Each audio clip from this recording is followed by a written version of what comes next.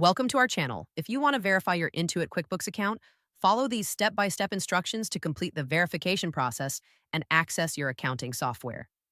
Step 1. Visit quickbooks.intuit.com or open the QuickBooks mobile app on your device. Step 2.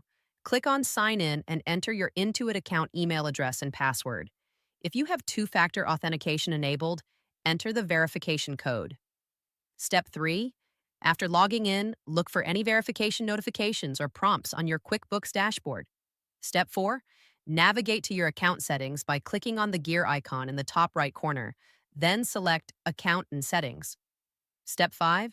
Click on Account Info or Profile to access your account details and verification status. Step 6. If your email is not verified, you'll see a notification prompting you to verify it. Click on Verify Email or Resend Verification Email. Step 7. Check your email inbox for a verification message from Intuit or QuickBooks with a subject line like Verify Your Intuit Account. Step 8. Click on the verification link in the email. This will redirect you to Intuit and automatically verify your email address. Step 9.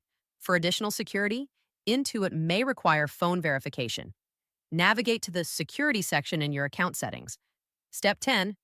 Add your phone number and click Send Code. Intuit will send a verification code via SMS to your phone. Step 11. Enter the verification code you received to confirm your phone number. Step 12. Set up two-factor authentication for enhanced account security by going to Security Settings and enabling 2FA.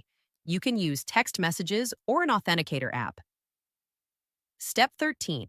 If you're using QuickBooks for business banking features or payroll, you may need to complete additional identity verification by providing your Social Security number or business tax ID. Step 14. Once all verification steps are complete, you'll have full access to QuickBooks features including invoicing, expense tracking, payroll, and financial reporting. Don't forget to like this video and subscribe to our channel.